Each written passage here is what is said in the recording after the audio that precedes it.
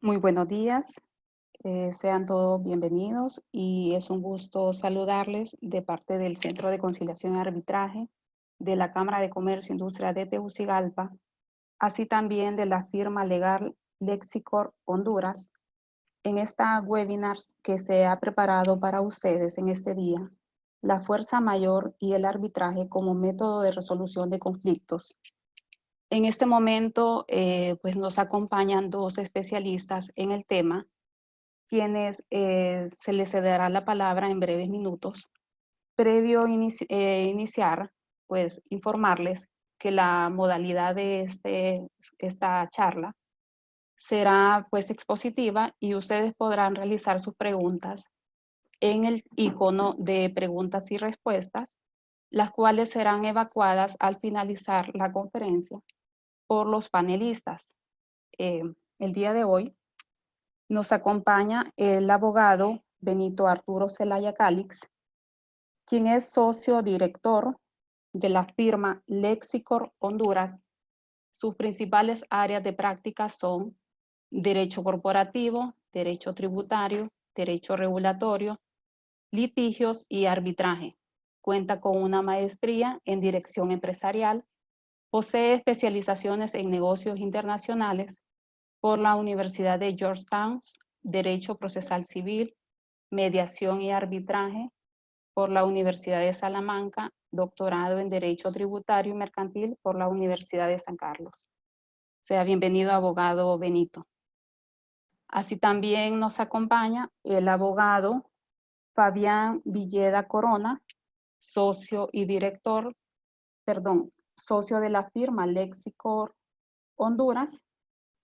Sus principales áreas de práctica son derecho corporativo, derecho de inversiones, derecho internacional público y privado, contratación internacional y arbitraje. También cuenta con maestrías en derecho internacional de la Universidad de Heidelberg y un magíster en derecho internacional, inversiones, comercio, arbitraje por la Universidad de Chile, asimismo con especialización en defensa internacional de derechos humanos.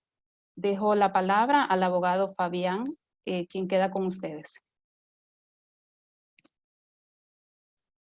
Muy buenos días a todos. Es un placer compartir esta mañana con ustedes. Veo muchos nombres conocidos, lo cual me alegra mucho. Colegas tanto de Tegucigalpa, San Pedro Sula o La Ceiba, mi ciudad. Veo gente de El Salvador, Guatemala, Nicaragua y compañeros de Honduran Joint Arbitrators que seguramente van a aprovechar la temática para enriquecer sus conocimientos. Les agradecemos pues su presencia en este momento. El tema del día de hoy, la fuerza mayor y el arbitraje como método alterno de solución de controversias, ha cobrado particular importancia en las actuales circunstancias debido producto de la pandemia por el COVID-19 y más concretamente las medidas que el gobierno de la República ha tomado en virtud de esta pandemia.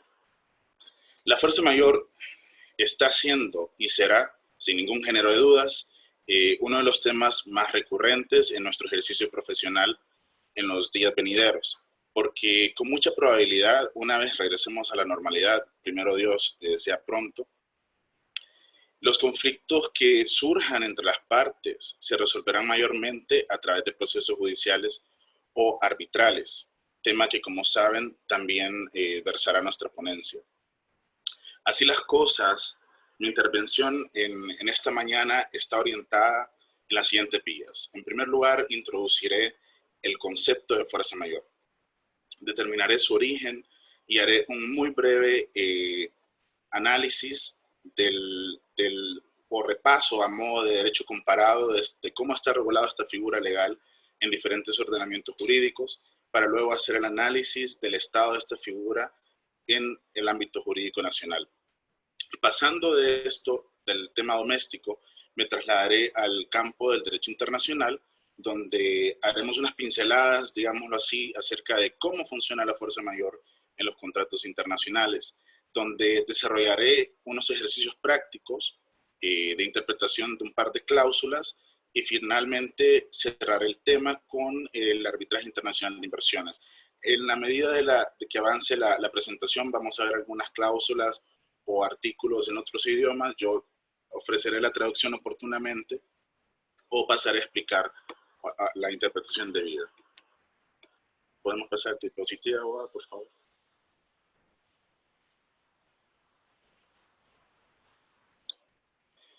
Gracias. La fuerza mayor como figura legal se origina en el derecho civil francés, regulada en el Código Napoleónico, promulgado en 1804, cuando Napoleón era todavía primer cónsul de Francia, justo 2 meses antes de coronarse emperador. Famosa es esa frase de Napoleón en la que dice que su verdadera, o mejor dicho, lo voy a citar como si fuera él, mi verdadera gloria no está en ganar 40 batallas, que serán eclipsadas por otras victorias, sino mi verdadera victoria estará en el Código Civil, que no será borrado. Como sabemos, el Código Civil francés ha servido de inspiración de muchos otros códigos en el continente americano, por lo que la fuerza mayor es una figura legal muy característica de jurisdicciones de orden civil. Tradicionalmente y en palabras muy cortas, vamos a definir la fuerza mayor como aquel hecho imprevisto que no es posible resistir. Siguiente diapositiva, por favor. Es lógico pensar que ante una tesitura como la que vivimos actualmente, el cumplimiento de las obligaciones contractuales pueden verse comprometidas. ¿Qué hacer ante esta situación? Bueno, lo primero que debemos hacer es buscar las fuentes de la fuerza mayor. Cuando un contrato se trata, vamos a atender al principio de libertad de contratación de las partes o autonomía de la voluntad y al pacta sunt servanda. Esto es, lo pactado obliga. En el sentido que hay que revisar el contrato a fin de determinar la existencia de la cláusula de fuerza mayor en primer lugar, estudiar su contenido, ver los elementos que la componen para constituir el evento como causa de fuerza mayor, ver el mecanismo y requisitos que trae implícito y los efectos que esta figura legal puede tener en el contrato. De igual manera, podemos encontrarnos con contratos que no tienen una cláusula de fuerza mayor, por lo que es necesario entonces acudir a la ley para determinar la definición de la misma e identificar los elementos característicos de la fuerza mayor. En este punto, me gustaría, antes de analizar el contexto doméstico, quisiera iniciar haciendo un pequeño repaso, como había anunciado anteriormente, de esta figura en modo de derecho comparado. En primer lugar, me gustaría que revisáramos cómo regula el Código Civil francés, que como expliqué anteriormente da origen a esta figura, y particularmente me gusta porque esto nos da una idea bastante clara de qué podemos tomar en cuenta, por ejemplo, al momento de redactar una cláusula de fuerza mayor. Vamos pues el artículo 1218 del Código Civil de Francia, lo voy a traducir directamente. Hay fuerza mayor en materia contractual cuando un evento fuera de control del deudor, que no habría haberse previsto razonablemente al momento de suscribir el contrato y cuyos efectos no pueden evitarse con las medidas apropiadas, impide el cumplimiento de su ejecución por el deudor. Si el impedimento es temporal, la ejecución de la obligación es suspendida, al menos que el retraso en que resultaría no justifique la resolución del contrato. Si el impedimento es definitivo, el contrato es resuelto de pleno derecho y las partes son liberadas de sus obligaciones en las condiciones previstas en los artículos 1351 y 1351 numeral 1. Acercándonos un poco más, digamos, a nuestra posición geográfica, trasladémonos a América, concretamente América del Sur, y veamos qué dice el Código Civil de Chile, que ofrece también una definición de fuerza mayor. Se llama fuerza mayor o caso fortuito el imprevisto a que no es posible resistir, como naufragio, un terremoto, el apresamiento de enemigos, los actos de autoridad ejercidos por un funcionario público, etc. Esta misma definición, con exactamente los mismos términos, es recogida también, por ejemplo, por el Código Civil de Colombia en su artículo 64 y el Código Civil de El Salvador en su artículo 43. Estos ordenamientos jurídicos, y esta es la idea que quisiera trasladarles, es que, pues, que regulan y definen expresamente en sus códigos la figura de la fuerza mayor y establece algunos elementos importantes que hay que tomar en cuenta. Siguiente diapositiva, por favor. En este punto, pues, nos trasladamos ya al ámbito del derecho interno, derecho doméstico. Quisiera que hiciéramos el primer ejercicio práctico. Imagínense ustedes, nos encontramos en Honduras. Ha sucedido un efecto, un evento causal de fuerza mayor y su cliente le pasa a usted un contrato que no tiene cláusula de fuerza mayor o bien la tiene, pero en los siguientes términos. La fuerza mayor se entenderá en los términos definidos por el Código Civil de Honduras. Así tal cual. La primera fuente para la fuerza mayor, esto es el contrato, digamos que quedaría descartada en caso de no contener la cláusula de fuerza mayor, o bien si es el caso del ejemplo, entonces tenemos que recurrir a la ley. Hacemos una revisión del Código Civil de Honduras y nos encontramos que a pesar que la fuerza mayor es mencionada 9 veces en el código, o el caso fortuito 24 veces, o hay otras disposiciones que la mencionan, sin embargo no hay ninguna definición. Entonces, para poder encontrar estos elementos necesarios para constituir el evento de fuerza mayor, como sería necesario en este caso, y como lo hacen en efecto, por ejemplo, los códigos que hemos visto, el de Francia, el de El Salvador o Colombia, entonces cabe preguntar, ¿qué debemos hacer? Yo pienso que aquí podemos hacer la interpretación analógica y utilizar la norma supletoria. El artículo 18 del Código Civil establece que cuando el legislador definiera expresamente las palabras para ciertas materias, se les dará a estas su significado legal.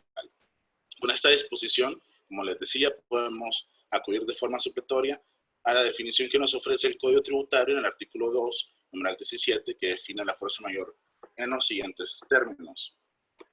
Todo acontecimiento que no ha podido preverse o que previsto no ha podido resistirse, que impide hacer lo que se debía o era posible y lícito. Aparece como obstáculo, ajeno a las fuerzas naturales y que se opone al ejercicio de un derecho o al espontáneo cumplimiento de una obligación. Este artículo nos ofrece los 3 elementos tradicionales de la fuerza mayor, es decir, la imprevisibilidad del hecho, la irresistibilidad y el impedimento del cumplimiento de las obligaciones por una de las partes. Así pues, haciendo esta interpretación analógica, podemos finalmente construir el evento que se nos presenta como fuerza mayor en un caso como el que habíamos visto, en el que no se establezca una cláusula de fuerza mayor en el contrato, o bien de forma escueta se nos indique solamente una referencia al Código Civil. Siguiente diapositiva, abogado, por favor. Pero también es importante destacar que hay cláusulas de fuerza mayor que determinan un mecanismo de activación de la cláusula. Pues recordemos tener siempre presente que las partes tienen autonomía de voluntad y pueden contratar en los términos que ellos consideren oportunos y que sean lícitos. Veamos un ejemplo.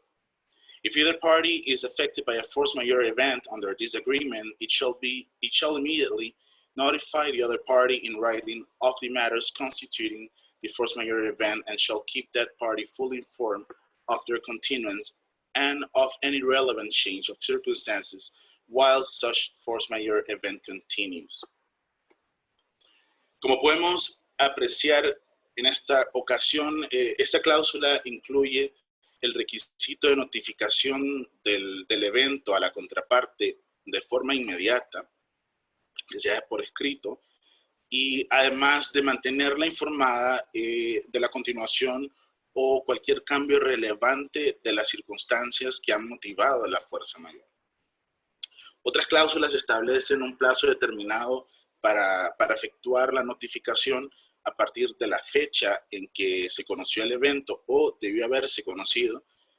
A veces solicitan o requieren un informe, evidentemente dependerá del contrato, como decía, u otros requisitos que deberían ser cumplimentados, so pena incluso de desconocer el evento como fuerza mayor.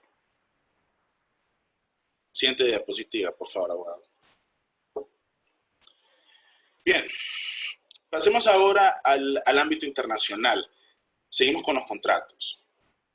Con un mundo cada día más y más globalizado, es normal que nuestros clientes tengan relaciones contractuales con comerciantes o inversionistas en general, o digamos de una parte que sea de un estado diferente al de nuestro cliente. De pronto nos pedirán nuestros clientes que negociemos, que redactemos o revisemos un contrato que da o dará origen a una relación contractual. Deberíamos incluir una cláusula de fuerza mayor, o bien revisamos el contrato y no contiene una, dependiendo del supuesto que nuestro cliente nos solicite. Con estos aspectos en solfa, es importante destacar que los contratos internacionales normalmente vamos a encontrar una cláusula llamada governing law, lo aplicable o ley aplicable. ¿Por qué? Bueno, de nuevo, porque atendemos al principio de autonomía de la voluntad de las partes y porque las partes pueden determinar también qué ley gobernará la parte sustantiva del contrato. Además, en Honduras esto está regulado por la Ley de Promoción y Protección de las Inversiones, en la que ya se establece que las partes podrán acordar en los contratos con inversionistas extranjeros una ley aplicable diferente a la de Honduras. Veamos algunos ejemplos prácticos con los que yo mismo me he encontrado en ocasiones. Veamos esta cláusula, por ejemplo. En este contrato, digamos, no había una cláusula de fuerza mayor, pero nos establece que el contrato nos establece que la cláusula de derecho aplicable nos establece que será el francés. Y como ya hemos podido ver, el Código Civil de Francia regula la fuerza mayor. A modo ilustrativo, imaginemos, por ejemplo, también que nos encontramos un contrato cuyo derecho aplicable es el alemán.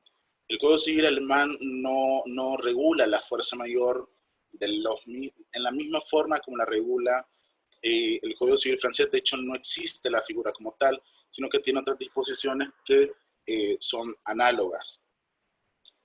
Y si nos ponemos un poquito más exquisitos, también tuve la oportunidad de ver un contrato que determinaba que la ley aplicable era la de Inglaterra y Gales. En los países del sistema Common Law, la fuerza mayor, para que tenga operatividad y para que tenga efectos, debe estar contenida en el contrato. Caso contrario, en un sistema como el Common Law, habría que recurrir a la teoría de la frustración del contrato, que por lo general tiende a ser mucho más restrictiva que la fuerza mayor. La fuerza mayor es un remedio jurídico un tanto flexible porque nos da varios elementos para poder constituirla. La teoría de la frustración del contrato es más restrictiva. Pero veamos, por ejemplo, en un contrato de venta internacional de mercaderías.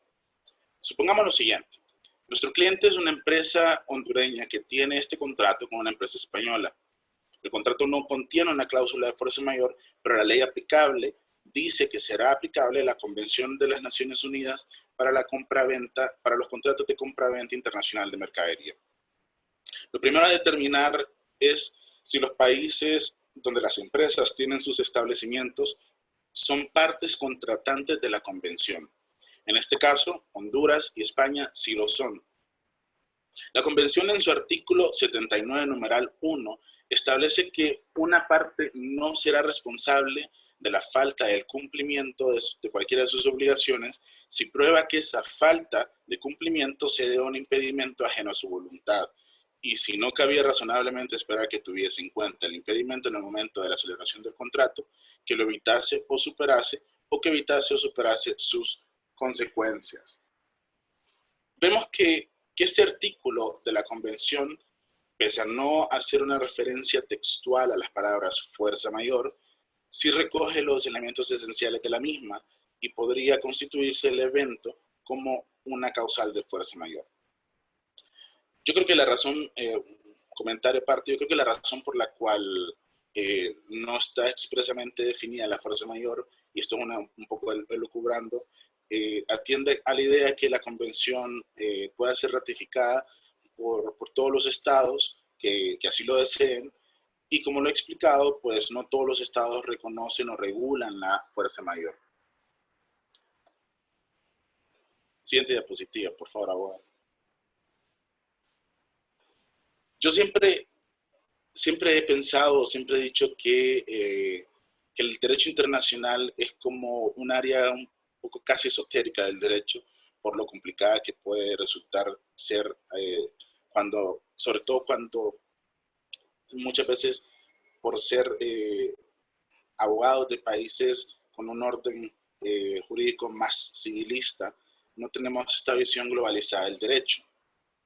En ese orden de ideas, en un contrato internacional podemos encontrarnos con que las partes han negociado que el derecho aplicable sea la lex mercatoria. ¿Qué hacemos en un caso como este? Una de las posibles soluciones que se me ocurre es, por ejemplo, acudir a los principios UNIDROIT. Ya el preámbulo de los principios UNIDROIT sobre los contratos comerciales internacionales nos dicen que estos podrán ser aplicados cuando las partes hayan acordado en el contrato que éste se rija por ellos o por la lex mercatoria. Eureka. Los principios UNIDROIT contienen en efecto una cláusula de fuerza mayor. En el artículo 7.17 de estos principios, por un hecho ajeno a su control, podemos verlo ahí, no previsto al momento de celebrar un contrato y cuyas consecuencias no puedan ser evitadas o superadas. Como podemos apreciar, el artículo también establece un efecto temporal. En caso que el evento sea temporal, el deber de notificar, so pena de indemnizar los daños y perjuicios, y también abre la posibilidad de terminar el contrato, suspender su cumplimiento o bien reclamar intereses por el dinero debido. Antes de pasar al último punto de mi intervención esta mañana, yo quisiera hacer una breve reflexión, y es por qué he querido exponerles todos estos escenarios tan variopintos y tan diversos.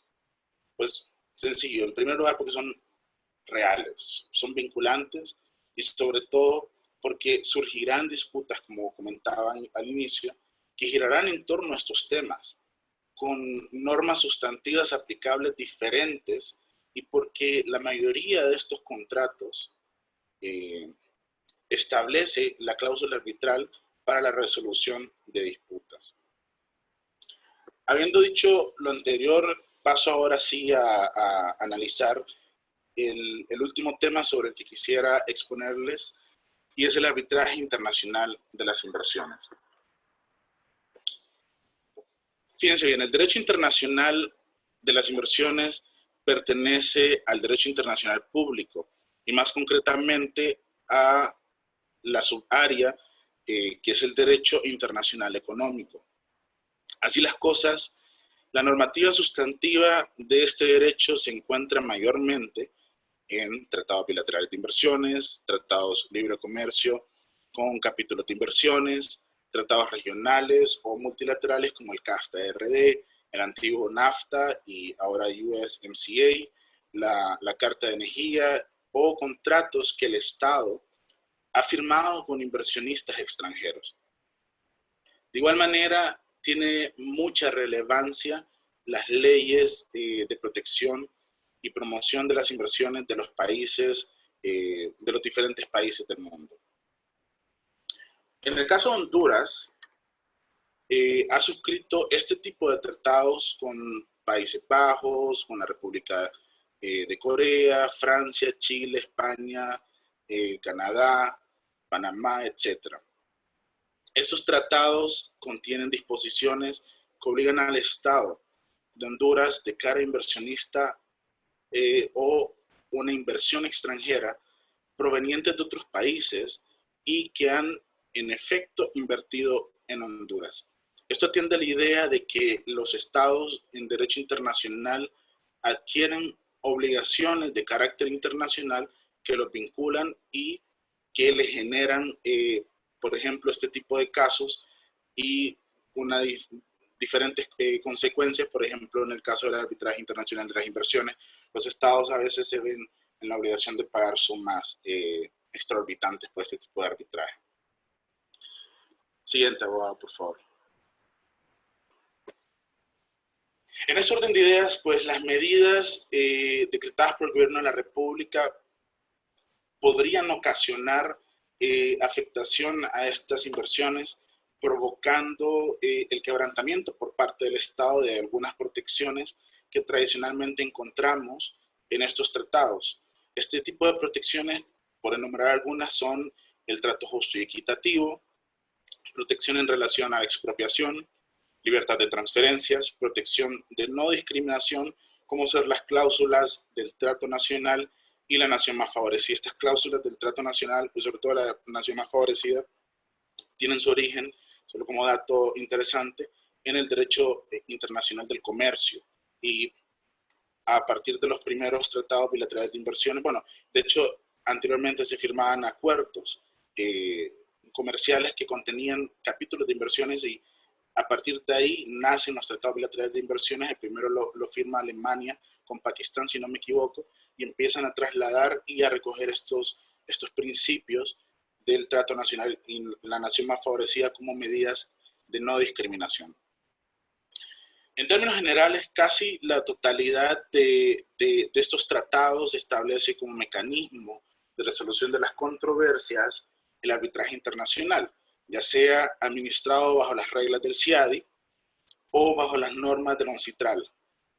Casos que normalmente, en el caso de las normas del UNCITRAL, se resuelven en la Corte Permanente de Arbitraje de La Haya, o incluso, como no solo los tratados, ya vimos, y las leyes nacionales son fuentes de estas obligaciones, también lo son los contratos que el Estado suscribe con inversionistas. Y en algunos, por ejemplo, en algunos he visto, en algunos contratos, de este tipo de contratos que el Estado ha suscrito con el inversionista extranjero, he visto que el mecanismo del arbitraje es bajo las reglas del UNCITRAL, pero con la opción de ser administrado en un centro de conciliación y arbitraje nacional, por ejemplo. Siguiente diapositiva, por favor, abogado. Sin embargo, para ampliar un poco más el panorama y para más señas, quisiera que veamos la Ley de Protección y Promoción de las Inversiones de Honduras.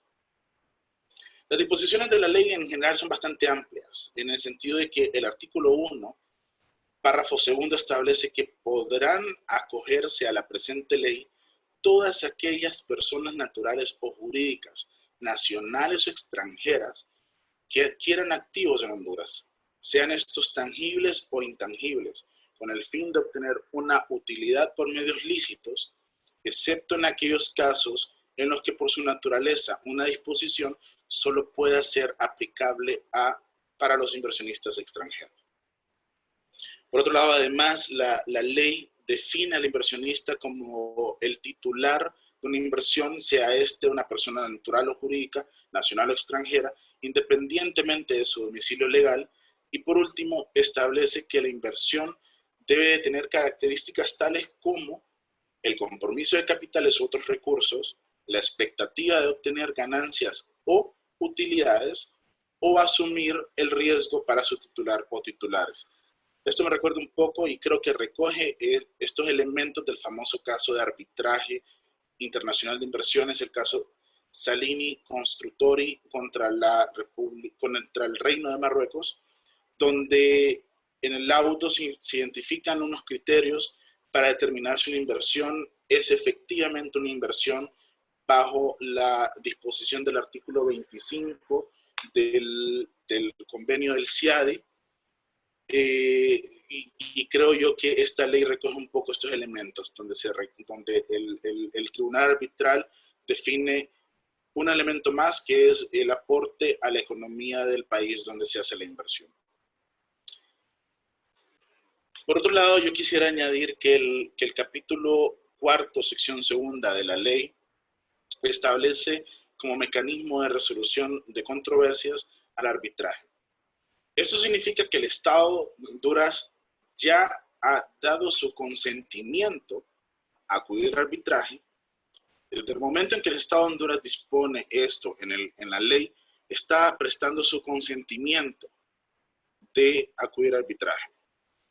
Porque si estudiamos el arbitraje internacional de inversiones, vamos a ver que en muchas ocasiones encontramos que una de las excepciones a la jurisdicción es el consentimiento del Estado. Pues aquí en la ley ya el Estado está dando el consentimiento por anticipado. Y el inversionista acepta este ofrecimiento al decidir invertir en el país. Con este orden de ideas, quisiera apuntar a que la ley abre la posibilidad de que un inversionista extranjero, ojo, un inversionista extranjero de un país con el que Honduras incluso no tiene un tratado bilateral de inversiones, por ejemplo, pueda someter una disputa a arbitraje internacional si el Estado de Honduras ha incumplido con algunas de las protecciones que esta ley da de manera específica a los inversionistas extranjeros. Porque la ley, si bien no da, por ejemplo, el trato nacional y otro tipo de protecciones que tal vez no siempre están contenidas en un tratado, pero como les digo, la ley amplía este abanico de posibilidades y un inversionista extranjero puede someter a este tipo de disputas a arbitraje internacional. Por último, ya desde la óptica de la defensa del Estado, creo que es la siguiente diapositiva, abogado. Desde la óptica de la defensa del Estado, yo creo que va a ser interesante ver cuáles serán las líneas argumentativas de defensa ante estos posibles y potenciales casos de arbitraje internacional de inversiones por medidas que el gobierno ha tomado o pueda tomar en el futuro y que éstas puedan afectar las inversiones extranjeras. Solo como referencia, la Comisión de Derecho Internacional de las Naciones Unidas ha hecho un trabajo a modo de recopilar unos artículos que versan sobre la responsabilidad del Estado por hechos internacionalmente ilícitos. Y en el artículo 23 se establece la posibilidad de eximir de dicha responsabilidad al Estado por hechos de fuerza mayor. Aquí pueden ver el artículo en la diapositiva y pues solo quiero finalizar diciendo como conclusión que con todos estos insumos que he traído a colación, sin ningún género de dudas, en los días venideros tendremos que enfocarnos en la revisión de los contratos, determinar la existencia de la cláusula de fuerza mayor, determinar los elementos que la componen, identificar si tiene un mecanismo de notificación, si contiene el deber de información, el plazo para hacerla, los efectos que puede tener en las obligaciones dentro del contrato que se han visto comprometidas por el evento de causa mayor.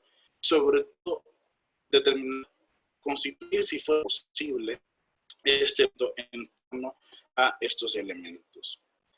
Sobre todo los asuntos girarán, creo yo, al momento de probar si en efecto el evento era imprevisible, si era irresistible y si causó un impedimento al cumplimiento de las obligaciones. Muchas gracias por su atención.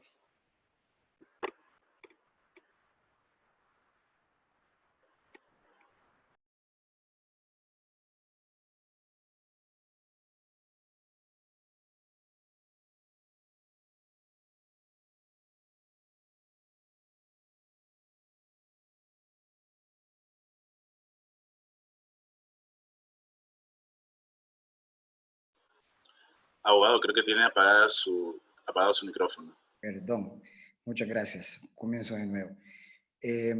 Antes de comenzar, quisiera darle un agradecimiento al Centro de Conciliación y Arbitraje de la Cámara de Comercio e Industria de Tegucigalpa por la invitación a poder compartir un análisis sobre los temas que se están comentando y pues que será de mucho estudio, ¿verdad? Hoy en día por esta pandemia que estamos viviendo. Dicho eso, quisiera también darles la bienvenida a ustedes y agradecerles pues su atención, ya que me imagino tienen muchas consultas. Y en relación a eso, yo quisiera comentarles que el tema que voy a conversar es la aplicación y los efectos de la fuerza mayor a las obligaciones contractuales. Ya Fabián nos hizo una introducción de cómo nace el tema conceptual de la fuerza mayor, cuáles son sus fuentes, la metodología y los elementos que se tienen que tomar en cuenta, tanto en el derecho positivo vigente nuestro, como en el derecho internacional en todas sus aristas, ¿no? Y puso algunos ejemplos tanto en temas de inversiones, protección de inversiones, en el tema de UNIDROIT, en estos principios. Y yo voy a tocar un poquito el tema de algunas cláusulas contractuales también como modelos que sugiere la Cámara de Comercio Internacional y la Federación Internacional de Derecho a la Construcción, que es el FIDIC. Cuando conversamos con los personeros del Centro de Conciliación de cómo abordar este tema, pensamos en que lógicamente no vamos a dejar de lado la aplicación en nuestro país. Sin embargo, creo yo que es importante que podamos entender cómo se está manejando internacionalmente, cómo se aplica internacionalmente, cómo está la jurisprudencia internacional en relación a esto, para luego poder venir a nuestra legislación y a nuestra práctica, a nuestra casuística en relación a nuestra propia necesidad que tenemos. Por ahí vi que ya estaban preguntando temas sobre arrendamientos, lo vamos a comentar.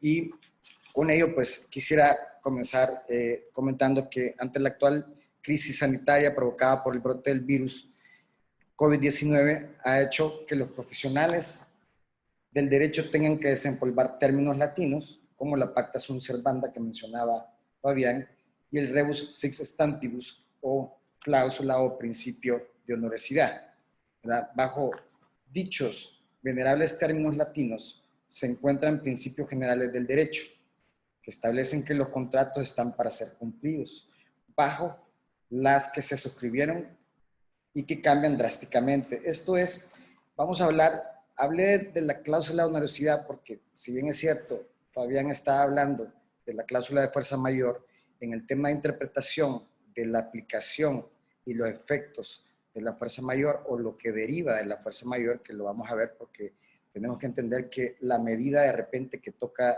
que es la que toma el gobierno, es la que causa la fuerza mayor, no necesariamente la pandemia. Vamos a hacer una distinción en eso. Entonces, consideramos que es importante analizar qué otras cláusulas debemos de analizar en la interpretación del contrato para poder armar, por ejemplo, un reclamo o poder hacer la aplicación de ello. Ok, entonces, normalmente, como decía Fabián, cuando nosotros redactamos un contrato, ya sea tanto de una compraventa internacional, un seguro de transporte, un arrendamiento de bienes inmuebles, de servicios, de bienes muebles, ¿verdad? Un contrato de distribución, un contrato de obra pública o obra privada, suministro de energía, por poner algunos ejemplos. En las últimas páginas se dedican cláusulas más o menos estándar, que son las que voy a poner posteriormente como ejemplo, para regular la fuerza mayor, ¿verdad? Este tipo de cláusulas ya Fabián ha enunciado algunas, ¿verdad? Y vamos a desmenuzarlas un poco de cuáles son las cláusulas que son, digamos, más sugeridas para cada tipo de contrato. Fabián comentaba de que es importante entender si tiene cláusula en relación a la fuente, cuál es la ley marco que va a regular también ese contrato para saber cuál es el método de resolución de conflicto, y así lo dice el contrato, o si es por disposición legal.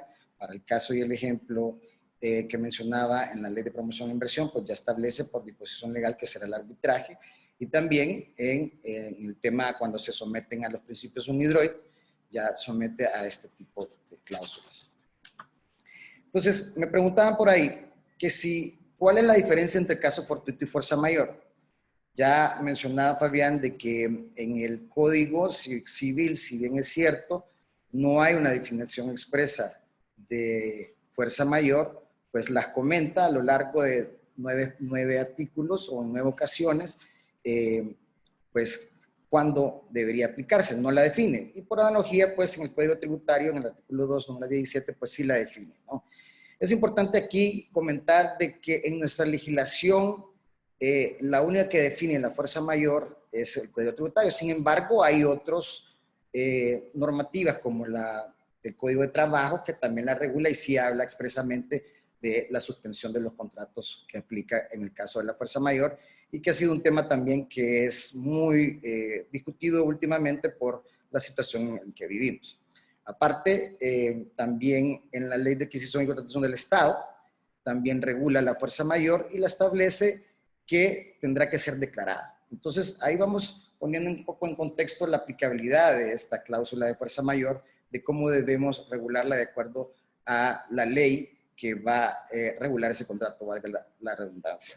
En el caso de contratación y adquisición del Estado, debe ser declarada la fuerza mayor. Entonces ahí nos vamos a ir a una consulta o a una pregunta. ¿Estamos en un caso de fuerza mayor? ¿El Estado ha decretado un estado de emergencia? ¿Esto es una fuerza mayor? ¿Es caso fortuito? Hay mucha confusión, no solo nacional, sino a nivel internacional, por la forma en que el Estado está abordando esto, no solo el Estado de Honduras, recalco, es en general todos los países de primer mundo inclusive, hacen decretos PCM por la misma necesidad y rapidez, emiten esos decretos y los regulan con comunicados que al final no tienen una coercitividad. Entonces ahí hay que tener mucho cuidado, ¿verdad? Porque las declaratorias de la emergencia y todo esto sí son con decretos y no por comunicados. Habiendo hecho una introducción breve de este tema, quisiera hablar un poco de cuál es el nacimiento localmente que pudiera dar a casos de fuerza mayor para las diferentes casísticas. En este caso, pues las medidas tomadas por el gobierno ya de todos son conocidas. Lógicamente en el PCM 5/2020 se declara el estado de emergencia sanitaria en todo el territorio de la República a causa de la pandemia en virtud de la declaración de la OMS, ¿verdad? Posteriormente saca una serie de decretos donde en el 21/2020 pues dice evitar que para evitar la propagación del virus, como hace la suspensión de garantías y establece una cantidad de garantías que se suspenden, que es la libertad de tránsito, ¿verdad? Suspende el tema del trabajo, ¿verdad? Un montón de garantías que ya todos lo saben. En el PCM 23/2020, pues ahí ya prorroga y ahí, consecuentemente, pues ya va estableciendo, ampliando el plazo de las prórrogas y limitando, genera otras medidas de alivio en otros sectores como el sector productivo para los trabajadores y el sector profesional, ¿verdad? También genera alguna medida de alivio como sugerencias para el tema de la banca, tanto en la CNBS como en el tema de la banca privada, ¿verdad? Y entonces ahí empezamos a determinar cuáles son las casuísticas que nos aplican a cada uno de nuestros intereses, donde podemos ver que mencioné los diferentes contratos, ¿no? Si yo tengo un contrato de arrendamiento, si tengo un contrato de suministros, si tengo un contrato de distribución, si tengo un contrato de obra pública, si tengo un contrato de asocio público-privado y todos ellos. Entonces, habiendo entendido o habiendo escuchado más que todo cuáles son los PCMs que dicta el gobierno, nos hacemos la pregunta si estos PCMs son los que causan la fuerza mayor, no propiamente la pandemia, sino la fuerza mayor. Hay mucha discusión a nivel internacional en relación a esto, ya que realmente la teoría que más va alineada a esto es que lo que provoca la fuerza mayor es la medida que afecta el cumplimiento de las obligaciones contractuales para cada caso concreto. Y ahí es donde hay que ir analizando cada caso concreto en relación a ello. Con esto, yo quisiera decir que en las cláusulas de fuerza mayor es importante tener algunos supuestos, como por ejemplo, tener claro cuáles son los supuestos a ser considerados como constituidos de fuerza mayor y caso fortuito. Por ahí, ayer o anteayer sacó un artículo en la tribuna el abogado Chema Díaz, padre de un colega y amigo, en el cual establecía donde enunciaba, lo tengo por aquí, donde enunciaba cuántas veces se menciona el caso fortuito y la fuerza mayor. Y él decía, bueno, el tema del caso fortuito, si bien es cierto, lo da el mismo Código Civil y lo establece, por ejemplo, en el 1363, cuando habla de avenida, rayo o terremoto. En el 913, cuando habla de el ejemplo del caso favorito en la avenida Rayo Terremoto. Y en el 1966 en el tema del contrato de depósito, ¿verdad?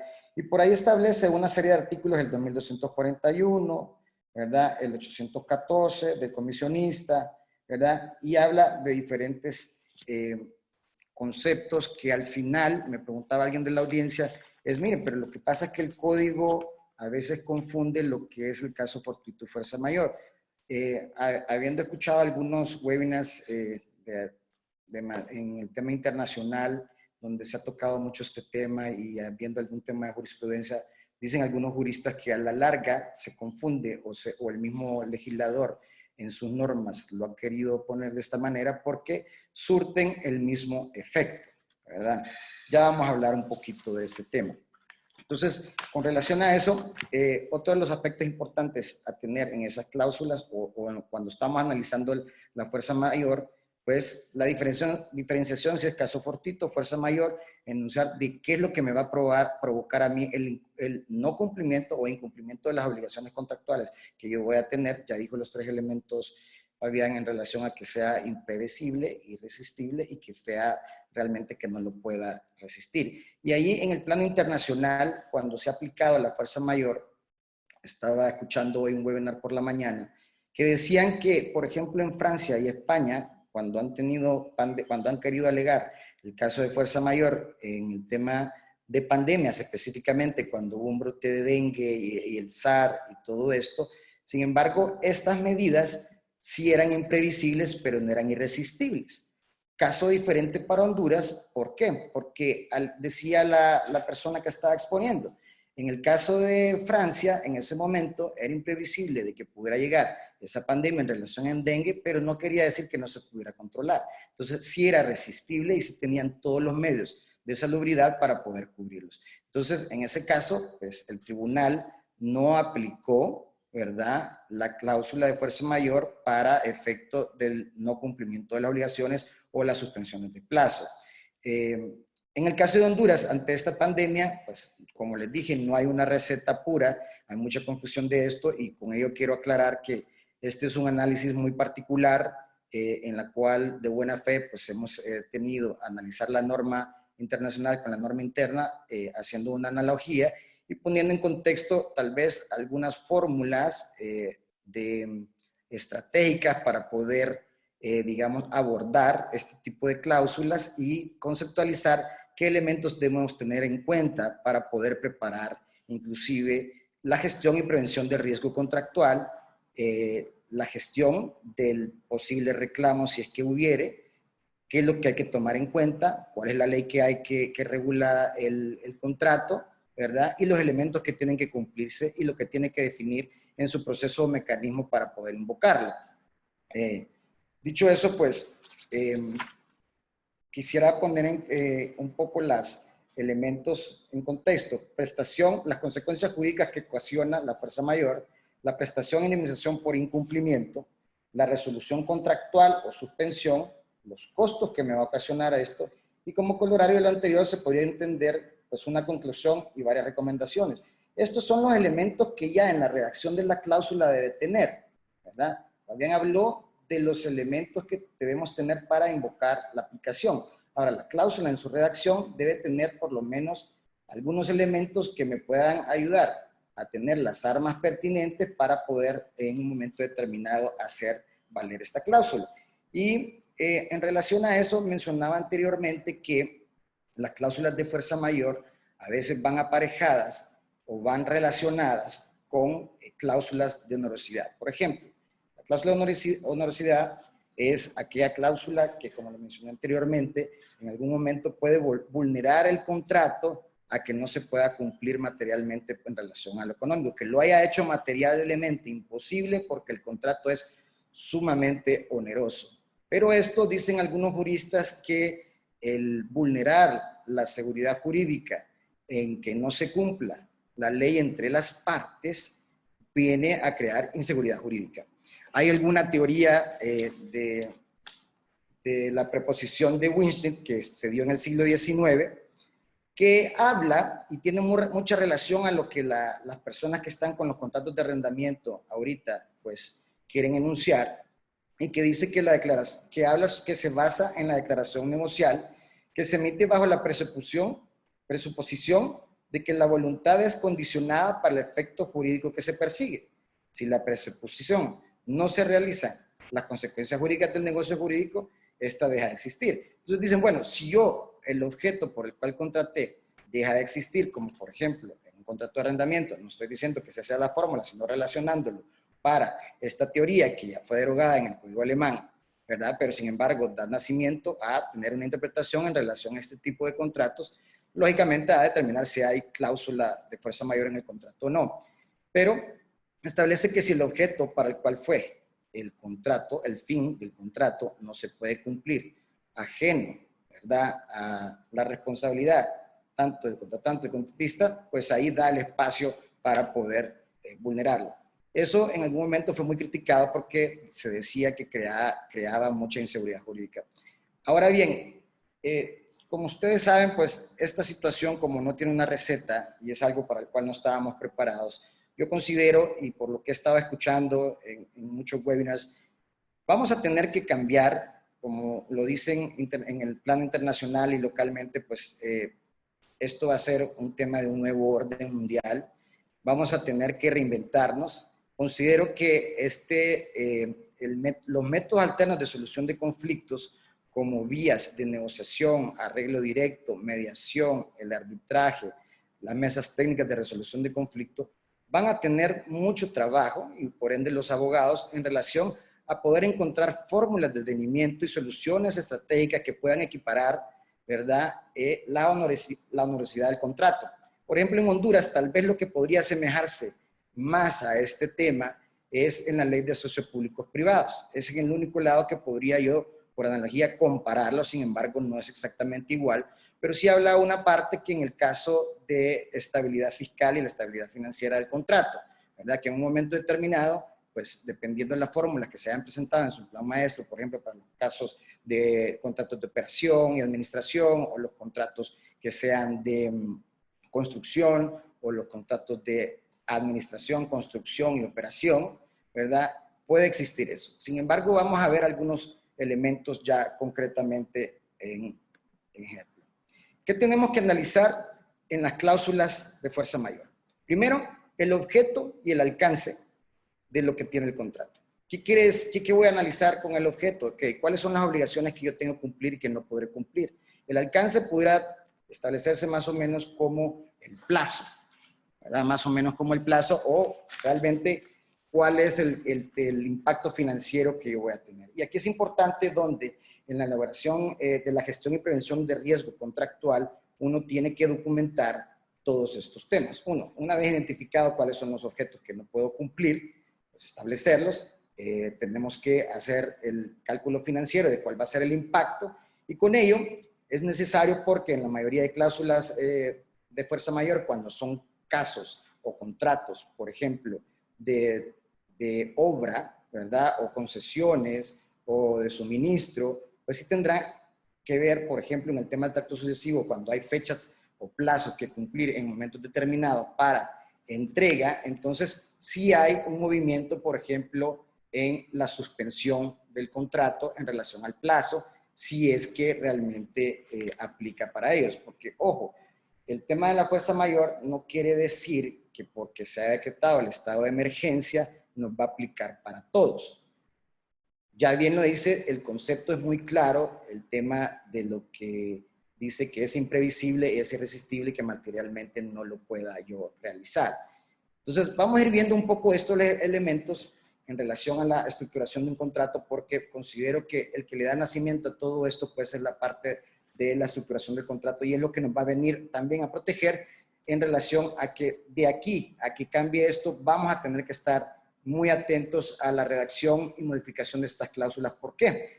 Por el punto interesante que mencioné anteriormente, el hecho previsible en esta primera etapa, pues de repente se pueda cumplir, pero todo mundo habla de un segundo brote, ya hay medidas de protocolos de bioseguridad donde ya el concepto de la imprevisibilidad no va a tener la misma fuerza que en la primera instancia. ¿verdad?, que en la primera etapa.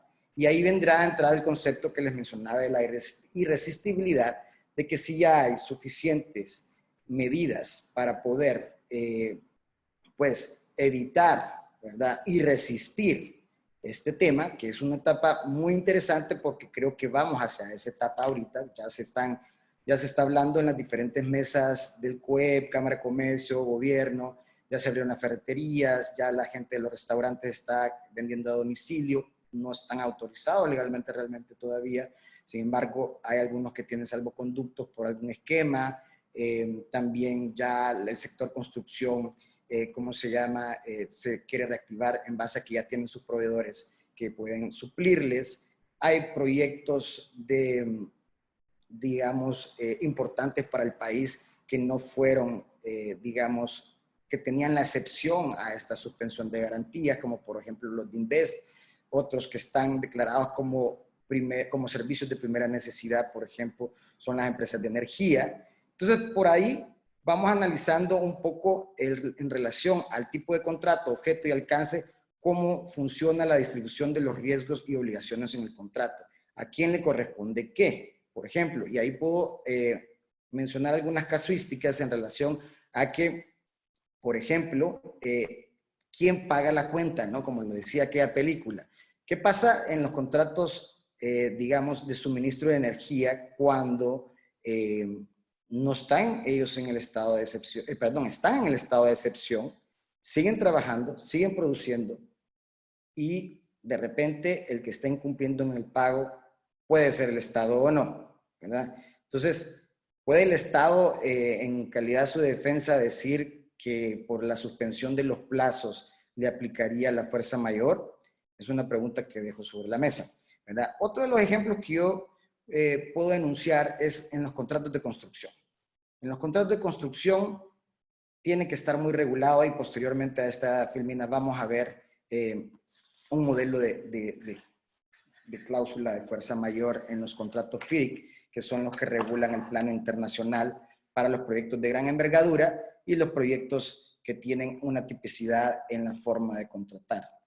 Ok, ya vimos distribución de riesgos y obligaciones, esto lo va a dictar, digamos, el tipo de contrato que es, ¿verdad? El cumplimiento de las obligaciones va íntimamente relacionado con el objeto y revisar si la aplicabilidad de la fuerza mayor es vital para este contrato, o sea, si la tiene regulada o no la tiene regulada y qué manera, cuál es su mecanismo. Y bueno, hay que ver aquí situaciones contractuales previas, que lo mencionaba anteriormente, la integralidad del contrato, cuál es mi cláusula de fuerza mayor, cuál es mi mecanismo para activarlo, cuáles son las obligaciones que yo debo de enunciar que no puedo cumplir, en base a qué, cómo lo puedo documentar con estados financieros, con una declaración jurada, por ejemplo, de que no tuve ventas, que la declaración de jurada que no tuve el contador, que no facturé, que no presenté declaraciones, que suspendí los contratos laborales. Entonces, todo esto viene a documentar la parte de gestión y prevención de riesgo contractual, ¿verdad? Es importante ir recabando toda esta documentación para que en el momento determinado, si se solicita una suspensión de contrato o si se alega, ¿verdad?, la fuerza mayor por las medidas tomadas por el gobierno, pues tiene que documentar todo eso. No solo es venir a enunciar porque el artículo 2 del Código Tributario lo dice en relación a la analogía y todo eso. No, hay que demostrar verdaderamente la afectación. Y ahí hay una discusión, ¿no? Lo mencionaba también Fabián en relación a que el common law, pues si no hay una cláusula, pues no aplica. Y en nuestras legislaciones, pues unas más que otras, debe decirlo expresamente. Por ejemplo, en el caso de México, sí decretó la fuerza mayor para el sector construcción. México hoy por hoy, por ejemplo, sigue trabajando normalmente con algunas medidas, pero no ha decretado estado de emergencia en todo el territorio, ni un estado de emergencia en relación a esto. Todos los países que está así es Nicaragua, ¿verdad? Y Perú, pues sí ha suspendido contratos y ellos tienen una norma técnica que se basa en el tema de la minería para los protocolos de bioseguridad, donde ellos los proyectos emblemáticos los tienen activos en relación a que cumplan ciertas normas de bioseguridad para poder seguir trabajando. Todas estas situaciones contractuales previas y posteriores hay que tener el análisis, porque no solo hay que evaluar en los casos de los contratos cómo voy a pedir o cómo voy a aplicar la fuerza mayor, sino cómo voy a reinsertarme nuevamente a la economía, cómo voy a reingresar otra vez la vida natural del contrato. Y aquí es donde yo pienso que en algún momento determinado va a privar mucho y va a surgir mucho el tema de la mediación, negociación y la estructuración de nuevas cláusulas, porque pues la economía no va a poder soportar ante la falta de que, como un país como el nuestro, que tal vez no tiene los suficientes recursos para subsidiar ciertas industrias o ciertos medios económicos. Entonces, otro de los casos que hay que ver, bueno, ¿qué es lo que yo voy a hacer? Ya establecí qué es lo que no puedo cumplir. Ahora, ¿qué es lo que voy a aplicar yo realmente de esto? ¿Voy a suspender el contrato?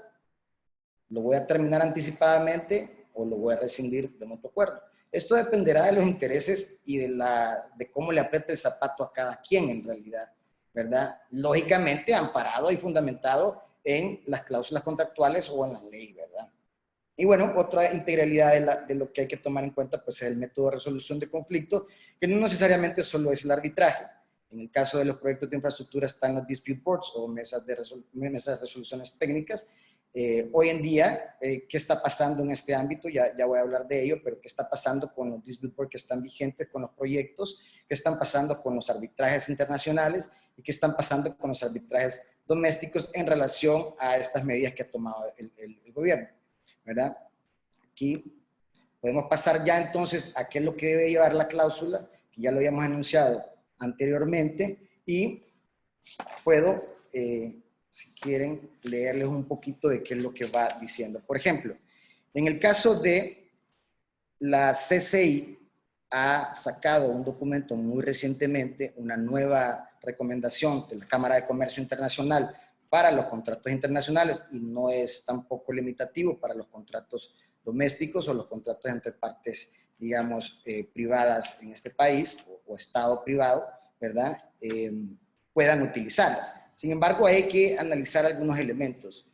La CCI, pues, hace su definición muy completa, habla sobre los elementos de incumplimiento por parte de terceros, enuncia los casos de presuntos de fuerza mayor, activa el tema de cómo debe ser la notificación. Sin embargo, yo ahí siento que son muy conservadores porque no establece un plazo específico, ¿verdad? Habla de las consecuencias, el impedimento temporal para poder cumplir esas obligaciones, el deber de limitar los efectos de buena fe, este es el principio de buena fe en relación a que si usted puede cumplir con algunas obligaciones que no le limita, pues entonces se tendrá la buena fe para poder realizarlo. Y ahí es donde yo recalco de que tampoco es un momento para que las empresas puedan aprovecharse de esta situación, ¿verdad? Deberán fundamentar muy bien cómo es que estos efectos de la pandemia o de las medidas pueden venir a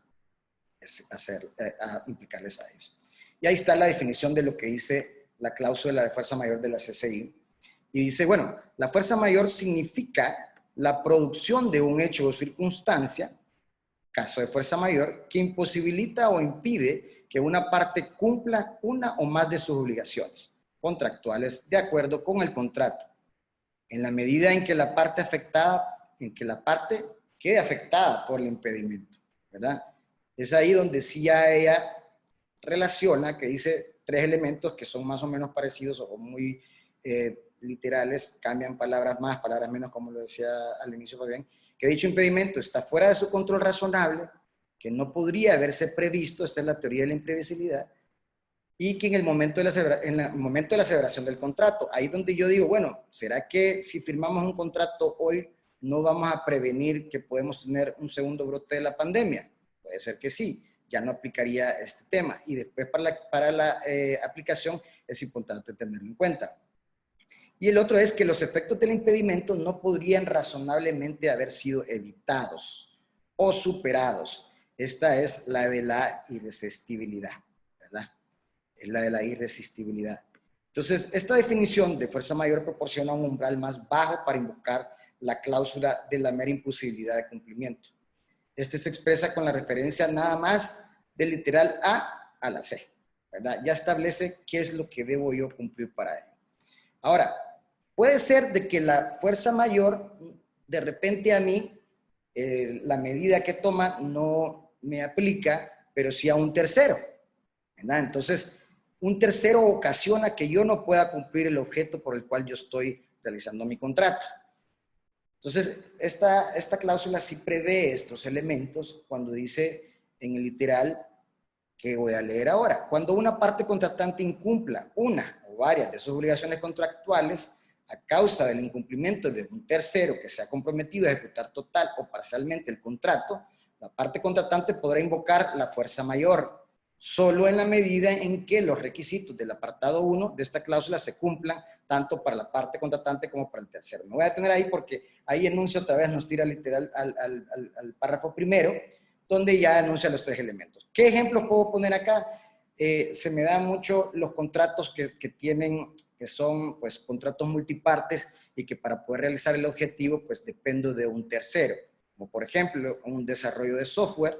En el momento de que la parte que ha contratado este servicio para la implementación no colabore con el tema de la parametrización porque no tiene acceso, digamos, a los medios en ese momento por el tema de las medidas tomadas para ello. Ese es un ejemplo.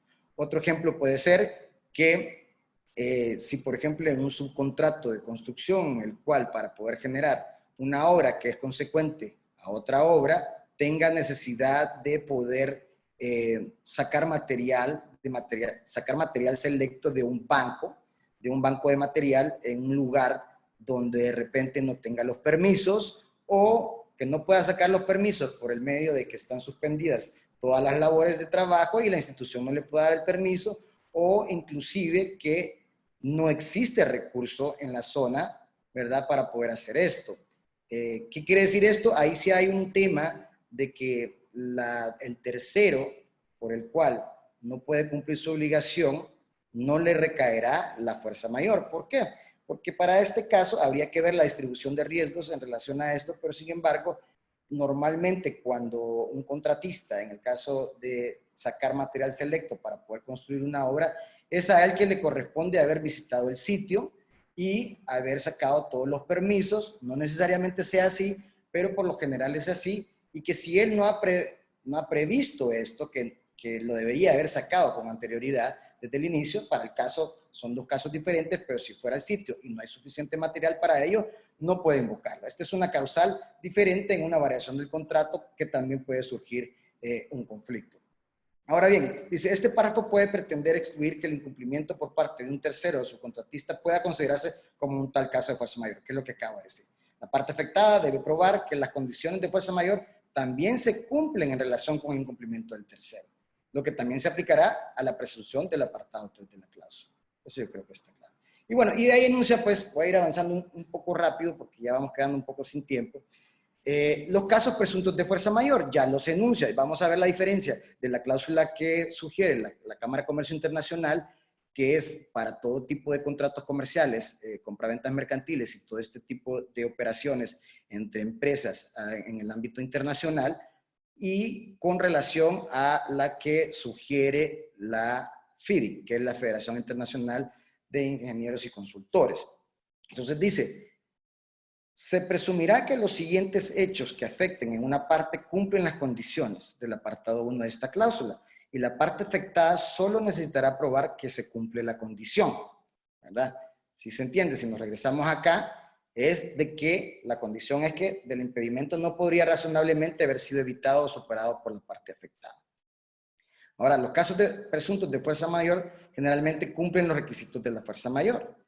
Por tanto, se presume que si concurren uno o más de estos hechos, se cumplen las condiciones de la fuerza. Y la parte afectada no necesita probar las condiciones A y B. Ahí es una parte interesante, porque si se cumplen 2, pues entonces ya reúne todo el requisito, ¿verdad? Es decir, que el hecho estaba fuera de control y era imprevisible, trasladando a la otra parte la carga de probar lo contrario, ¿verdad? Por ejemplo, cómo funciona en un momento de una cláusula cuando voy a invocar la fuerza mayor. Y ahí es donde es bien importante analizar cuál es el mecanismo que vamos a utilizar. Con Fabián estuvimos analizando unos contratos en relación a que estaban queriendo, solicitaron la suspensión del plazo en un contrato, ¿verdad? Pero estaban invocando todas las cláusulas, ¿verdad? Todas las cláusulas. Entonces ahí es importante también todos los elementos, detallar bien cuál es el objeto, ¿verdad? Que no puedo cumplir para suspender el plazo y que el mecanismo que debe utilizar para notificarlo. Porque ahí pueden, cuando ya son contratos más complejos, donde son multipartes, sí hay más regulación en relación a esto, ¿verdad? Entonces, la parte que invoque la fuerza mayor deberá en cualquier caso demostrar la concurrencia de la condición. Es decir, que razonablemente los efectos del impedimento no podrían haberse evitado o superado. Bueno, aquí están los casos presuntos de fuerza mayor, solo los voy a dejar para que los vean. Señalé ahí el caso de la plaga, epidemia, desastres o eventos naturales externos. Antes no estaba esto en la cláusula que sugería el concepto previamente como epidemia, ¿verdad? Es algo que lo han manifestado de una manera diferente conceptual y ahora pues sí lo ponen, ¿no? Que esta es la cláusula que ha invitado a la Cámara de Comercio Internacional ahora a redactar en los contratos. Y bueno, ahí vemos las otras que no son las que nos aplican en este momento. Ahora, sin embargo, es interesante hacer un análisis. ¿Cuántas veces en nuestro país hemos tenido casos de fuerza mayor? ¿Verdad? Hemos tenido varias ocasiones donde, por ejemplo, tuvimos un MICH, es un caso fortuito, fuerza mayor, ahí es donde viene la conceptualización, en la diferenciación, que es un elemento ocasionado por la naturaleza, ¿verdad? Hemos tenido la suspensión de garantías por temas de disturbios políticos, que también pudiera ser un caso de fuerza mayor por lo que le puede afectar, ¿verdad? Esta suspensión de garantías en los toques de quedas, ¿verdad? Y bueno, si nos vamos más para atrás, el huracán Fifi, el tema político del 2009, ¿verdad? En el cual sí tuvimos casos, recuerdo yo que de los casos del 2009 en el cual no hicieron la notificación de la suspensión y después quisieron presentar un reclamo, fueron declarados sin lugar estos reclamos, ¿verdad? Por eso es importante la mecánica y estar listos para poder hacerlo. Y bueno, en el caso de FIDIC, hago la analogía que es más regulada, para mi gusto, más porque también trabajo mucho con temas de construcción y energía, define para mi gusto mucho más el tema. Dice que la fuerza mayor significa un evento excepcional o circunstancia que está fuera del control de una parte, contra la que dicha parte no pudo razonablemente haber tomado provisiones para protegerse antes de celebrar el contrato, que una vez producida dicha parte no pudo razonablemente haber evitado o superado y que no puede atribuirse sustancialmente a la otra parte. Ya tiene un literal más, ¿verdad? Para poder regular eso. Y ya después regula más o menos también cuáles son las casuísticas, ¿verdad? Que puedes ver. Sin embargo, ustedes pueden ver, por ejemplo, el tema de los disturbios en el literal tercero. Dice, disturbio, conmoción, huelga o cierre patronal por personas distintas al personal de contratista. Esto es uno de los casos que mencionaba que hemos tenido como ejemplo para los otros. Pero es importante aquí hacer una diferencia en relación a las cláusulas. Por ejemplo, en el tema de la notificación, en la cláusula de fuerza mayor de la CCI, dice que la parte afectada deberá notificar el hecho sin demora a la otra parte. Ahí deja un poco el tema subjetivo a decir cuánto es sin demora, ¿verdad? En el caso de el FIDIC, sí dice que si por fuerza mayor una de las partes se ve o se verá impedido de cumplir sus obligaciones sustanciales en virtud del contrato, esta notificará a la otra sobre la situación o circunstancia constitutiva de la fuerza mayor y especificará las obligaciones que no se puedan o no se podrán cumplir. Aquí ya regula más qué es lo que debe llevar esa nota de suspensión, nota de aplicación de la fuerza mayor, y dice, la notificación se hará dentro del plazo de 14 días a partir de la fecha en que la parte tomó o debió haber tomado conocimiento de la situación o circunstancia constitutiva de la fuerza mayor. Puedo ejemplificar otros casos como en la regulación de la ley de asociados públicos privados en los formatos de contrato de APPs, enuncia de que para uno de los casos de la notificación que deberá notificar habiendo tenido cuenta del hecho que le afecta el cumplimiento de la obligación o decretada la emergencia, por ejemplo, 72 horas, ¿verdad? 72 horas después para la otra parte y la entidad de supervisión. Ahora bien, el hecho de que sea notificado en 72 horas no quiere decir que no tenga un mecanismo de cumplimiento de solo decir, mire, notifico que me afecta y ya. Hay un cumplimiento también expreso de presentar qué es lo que me está afectando, cómo lo debo presentar, cuál es el plazo de que considero yo que me va a afectar este tema. Lógicamente en eso ya podemos ver el ejemplo en los temas laborales que pues el concepto es no los 120 días, sino que tiene que ser hasta los decretos de emergencia que ponga el Estado, ¿verdad? Entonces, es el mismo caso. Aquí se pedirá la fuerza mayor para el objeto de las obligaciones que no se puedan cumplir hasta el momento que se decrete o se libere el estado de emergencia, ¿verdad? Otro de los elementos ahí que también hay que tomar en cuenta es que no aplica para todo, como lo he venido diciendo. Y ahí, bueno, redacta un poco más, se dice: si el contratista se ve impedido de cumplir sus obligaciones sustanciales en virtud del contrato por motivo de fuerza mayor, se ha notificado con arreglo a la subcláusula, ¿verdad?, y sufre demoras o incurre en costos por dicho motivo, el contratista, sujeto a la cláusula 20, que es la anterior, tendrá derecho a lo siguiente. Es la que ya regula qué es lo que implica la fuerza mayor. Si comprueba de que sí le afecta, entonces se le otorgará una prórroga en el plazo del tiempo de dicha demora, si ha retrasado o retrasará la terminación de las obras, en virtud de la prórroga del plazo que ya regula este tipo de contratos FIDIC. Esta cláusula es de un modelo de contrato de banca multilateral, ¿verdad? Ese es el contrato que utilizan cuando son proyectos con financiamiento extranjero, por lo general BID, Banco Mundial, Fondo Monetario y todo este tipo de cosas, más o menos las que tienen los proyectos de Invest. Si la situación o circunstancia del tipo que se describe en los incisos 1, 4, en la subcláusula 19, definición de fuerza mayor, y en el caso de los incisos 2 y 4, ocurre en el país el pago de dichos costos, incluyendo los costos de rectificación o reemplazo de las obras o los bienes destruidos por fuerza mayor. Esto lo que regula aquí es la distribución de riesgos. ¿A quién le va a corresponder cumplir con estos costos cuando no es para ninguna de las partes su responsabilidad?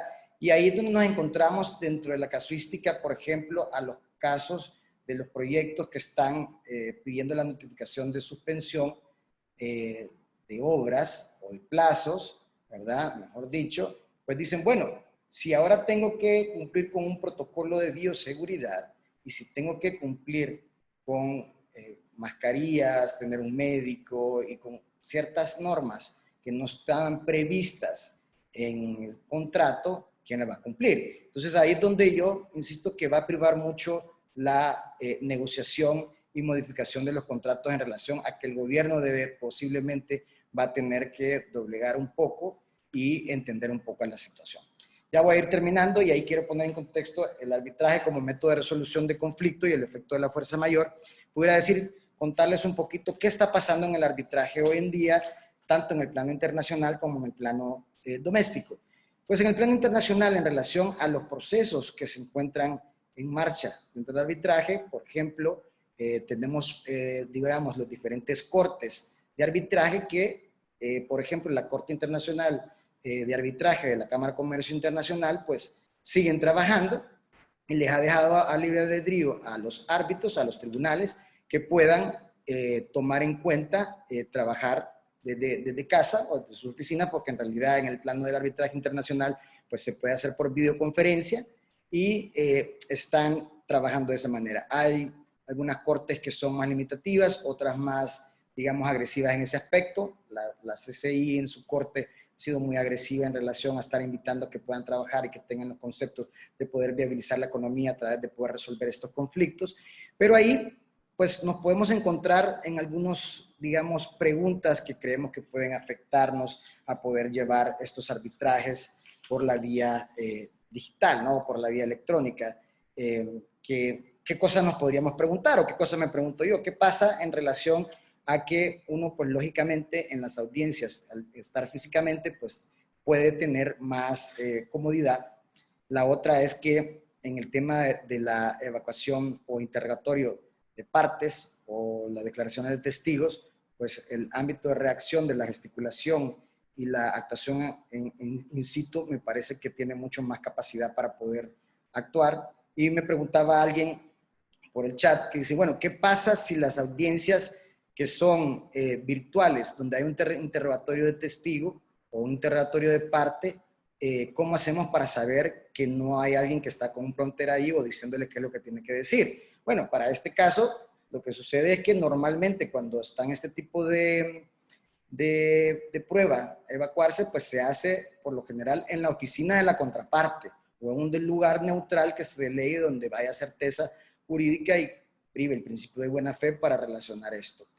Otro de los criterios o digamos de las situaciones que están pasando en el arbitraje internacional, pues es que muchos están pidiendo la suspensión de plazos porque como es un plano internacional, a la larga las partes también pues se les imposibilita, tal vez en sus países, poder recabar la prueba.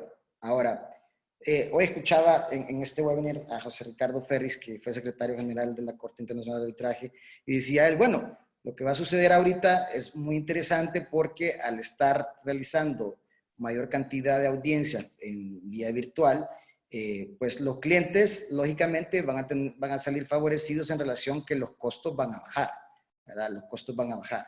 Y esto es un tema de que de repente va a ser algo que el mismo mercado va a tratar de pedirnos a nosotros los abogados de que podamos seguir utilizando esta medida para poder bajar los costos. Van a decir, bueno, no nos salió tan mal, ¿no? Así que mejor sigamos con las audiencias así porque no vamos a tener que pagar pasajes, movilizarnos a otra jurisdicción, ¿verdad? Hotel, ¿verdad? Y todo ese tipo de cosas. Movilización de los árbitros y todo este tema. ¿Qué pasa con el plano de Honduras? Pues Honduras, por el decreto de emergencia que dictó el gobierno, en el cual pues, suspendió pues, las obligaciones o los contratos, bueno, el efecto de ir a trabajar, ¿verdad? Tanto en el empleo público como privado, pues también le recae al Centro de Conciliación y Arbitraje y pues no podemos realizar audiencias. Sé que hay un proyecto desde a días, comentándolo con la directora del centro, que sí pues están con la idea de querer pues promover de que pudiera hacerse en un futuro las audiencias por esta vía virtual, que creo que vendría a dinamizar mucho, ¿verdad? Este esquema. Tema de experiencia local en relación, pues sí tengo algunos procesos de arbitrajes con diferentes reglamentos, en el cual los reglamentos, algunos son más amplios, otros son más limitativos, en el cual hay alguno por ahí que sí permite la realización de audiencias virtuales, sin embargo, las partes han preferido que sean presenciales. Por otro lado, ese es un advertido que le deja. Y en relación al tema de la suspensión de los plazos, lo que se optó en este proceso es, salió más bien de las partes o sugerirle a las partes que no es que no se pudiera realizar, bueno, materialmente no se podía realizar porque no podíamos movilizarnos, pero las mismas partes pidieron la ampliación del plazo, porque hay que entender que lógicamente el proceso es de las partes y son los que pueden de común acuerdo pedir la ampliación del plazo. Con ello, pues quisiera poner en contexto un poco de cuáles son los elementos a analizar o a tener en cuenta para preparar un caso, ¿verdad? Como método alterno de resolución de conflictos, que pudiéramos presentar un arbitraje si no se cumpliera la notificación de la suspensión o las diferentes medidas de las obligaciones que yo no pudiera cumplir, pues número uno, pues identificar los elementos que enuncié anteriormente, analizar la cláusula de definición de fuerza mayor para ver cuál es su aplicabilidad, si la tengo o no la tengo, y si no la tengo, qué ley me va a aplicar al contrato, cuál es el marco regulatorio en relación a que si es ley de adquisición y contratación del Estado, ley de promoción a la inversión, ley de socios públicos privados, ley de inquilinato, ¿cómo se llama? O el Código Civil en sí, ¿verdad? Es importante tener eso. ¿Cuál es el mecanismo y requisitos? Los mecanismos, pues ya dijimos, de repente tengo que notificarte en el lapso de 14 días o de 7 días o 72 horas, pero además de las 72 horas tengo que demostrarte cuál es el objeto de la obligación que no puedo cumplir, ¿verdad? Cuáles son los efectos que va a ocasionar que no pueda cumplir esto, me va a ampliar el plazo en el cual voy a tener que tener más planilla, más equipo, más tiempo, más alquiler de equipo, pago de los empleados por extensión del tiempo, ¿verdad? Tal vez de repente hasta un escalamiento en el tema de los precios, si tiene la cláusula escalatoria. Y ya en la parte de determinar la existencia, también relacionado a ver la integralidad del contrato, a decidir si hay cláusula de fuerza mayor, hay cláusula de onerosidad, porque, como le decía, en los contratos de asocios públicos privados, si habla algo relacionado al tema, ¿verdad?, de la estabilidad financiera y fiscal, en el cual las partes deben mantener en el momento desde la forma en que se contrató al inicio, ¿no? Eso es por la variación también de los precios o del dólar o del valor de la moneda hondureña. Y en relación a esto, una vez que tenemos identificados todos estos elementos, pues tenemos que tener claro que si vamos a ir a un conflicto por la vía de arbitrajes, que esto es una norma general para todos los casos, no específicamente para la fuerza mayor, es si va siempre, pues yo sugiero de que nombremos los árbitros de común acuerdo con las partes para que podamos analizar que los árbitros sean expertos o tengan una especialidad en la materia de interés, ¿no? De repente hay abogados que son más especialistas en una área que en otra, en construcción, energía, en distribución, en temas bancarios, hoy hay árbitros que de repente su formación ha venido del derecho público, en el tema judicial, y tienen más arraigado ese tema. Ahí es donde hay que hacer un análisis en relación a eso. Y bueno, una vez establecido todos los elementos, pues estructurar la pretensión que lleve una íntima relación con la prueba que podamos tener. Es muy importante ya como árbitro mencionarles de que cuando se hace la solicitud, la pretensión vaya íntimamente relacionada con el fundamento jurídico, ¿verdad?, que estoy amparándome, y con la prueba pertinente que estoy presentando para, a la redundancia, probar mi cometido, ¿no?, lo que quiero probar. ¿Cuál sería en este caso? Es que el decreto 5/2020 de repente enunciar ahí que la limitación del tránsito de las personas, la suspensión de labores en el tema laboral público y privado, y todo este tipo de cosas. Con ello, pues, en aras del tiempo, abriría a preguntas y respuestas. Les quisiera dar las gracias por la atención a ustedes y poder abrir a debate, que seguro tienen muchas preguntas. Hay un par de preguntas en la sección de preguntas y respuestas que me gustaría contestar. Adelante. Contestaré algunas y el abogado Benito pues contestará otras. Giancarlo Giannini pregunta: ¿qué podemos hacer con los arrendadores que pretenden cobrarnos el alquiler de los locales comerciales durante el tiempo de toque de queda absoluto? También pregunta: ¿por qué las compañías de seguro no contemplan esta situación como siniestro y alegan el no cubrimiento de lucro cesante a pesar de tener este ítem de lucro cesante pagado en la póliza? Bueno, yo quisiera establecer en principio que la fuerza mayor, y quizás aquí voy a contestar indirectamente a varias preguntas, la fuerza mayor no, si es un remedio jurídico, es una figura legal que sirve como remedio a este tipo de situaciones, pero si utilizamos la palabra remedio y hacemos alusión, por ejemplo, a la medicina, no existe un medicamento que cubre todos los males. Por lo tanto, la fuerza mayor tiene esa misma dinámica que no nos va a aplicar para todo tipo de situaciones, ¿verdad? En ese orden de ideas, cabe destacar que en un contrato de arrendamiento están las partes, se obliga una a la otra con diferentes obligaciones, y una de ellas es pagar. Las obligaciones de dar, en este caso de pagar una obligación dineraria, monetaria, no puede ser objeto de fuerza mayor, porque usted no puede trasladarle al arrendador el riesgo de que usted no pueda pagar el arriendo, en el sentido de que tampoco es resistible. No es irresistible, perdón, porque los bancos están funcionando, usted puede hacer transferencias bancarias, entonces ahí la figura legal no le podría aplicar.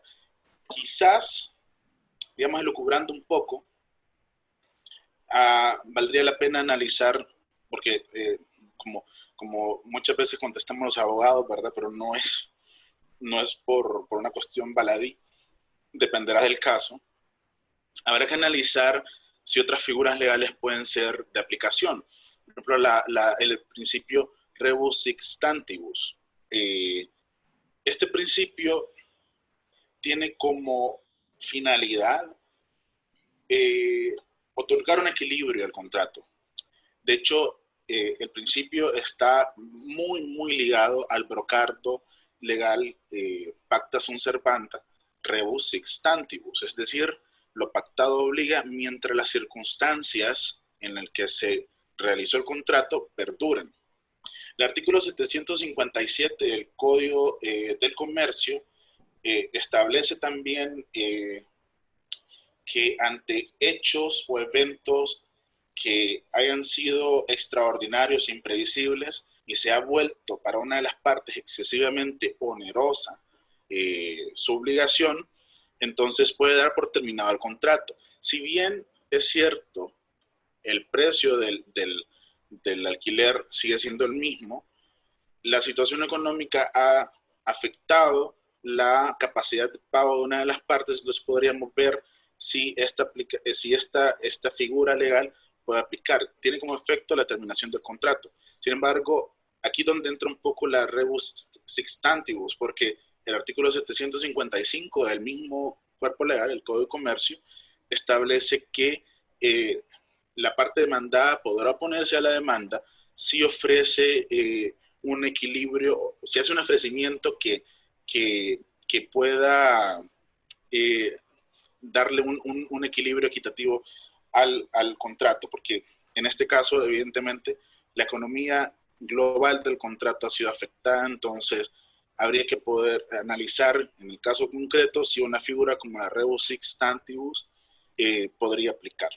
Y referente a lo que usted pregunta sobre los contratos de seguro, bueno, solo le puedo decir que los principios rectores, uno de los principios rectores del contrato de seguro es la equidad y el equilibrio contractual. Entonces habría que ver en el caso concreto de nuevo si esto puede aplicar. Lastimosamente en estos momentos, por ahí voy a adelantarme un poco porque por ahí vi una pregunta de Giancarlo también. Dice, ¿desde qué fecha se puede dar por suspendido el contrato de arrendamiento? ¿Desde el inicio del paro o desde que se nos notifica por parte del inquilino? La suspensión, porque habría que diferenciar. A veces no todo el contrato se ha visto afectado. A veces son ciertas obligaciones, por lo que en ocasiones cabe la suspensión de ciertas obligaciones y no del contrato en general. En este caso, lastimosamente, la figura de la suspensión no es un acto unilateral. Las partes no pueden suspender un contrato de forma unilateral. Eso lo tiene que hacer un órgano jurisdiccional o un tribunal arbitral en caso de que el contrato tenga una cláusula arbitral o que las partes, una vez surgida la disputa, decidan de mutuo acuerdo someter esta disputa a arbitraje. Entonces, ¿qué cabe hacer en esta situación? Ya que en vista de que por la situación actual los órganos jurisdiccionales y los tribunales arbitrales no están funcionando, pues yo diría que aquí, como mencionaba el abogado Benito, que si bien es cierto, la ponencia está enfocada al arbitraje, también existen otros métodos alternativos de solución de controversias y aquí vendría la negociación quizás, y las partes pueden, en base al principio de autonomía de la voluntad, acordar la suspensión por mutuo consentimiento, por mutuo acuerdo de las partes del contrato y se hace una adenda al contrato y eso podría efectuarse perfectamente. Otra pregunta, en este caso es Miriam Amaya, dice, buen día abogado, ¿qué medidas se pueden tomar con aquellos contratos que están vigentes pero que no cuentan con una cláusula de fuerza mayor o no está bien redactada, en el sentido de que no otorga a las partes seguridad si ocurre un hecho o evento que se considere de fuerza mayor? Si usted recordará, o quizás estuvo al inicio de la ponencia, como decía, el Código Civil no regula expresamente los elementos que constituyen la fuerza mayor, por eso es una interpretación analógica de lo que establece el Código Tributario. Si el contrato no lo establece o no está bien redactado, pues se acude a la ley. Y la ley, en este caso, reconoce la figura.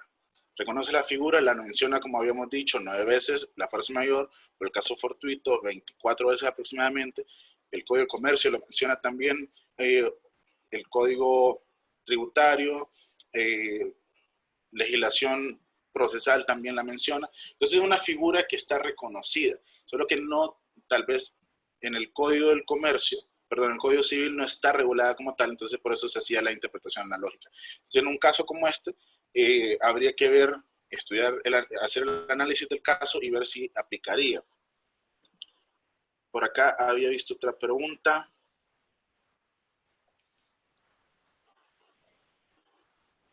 Por ahí leí que alguien preguntaba si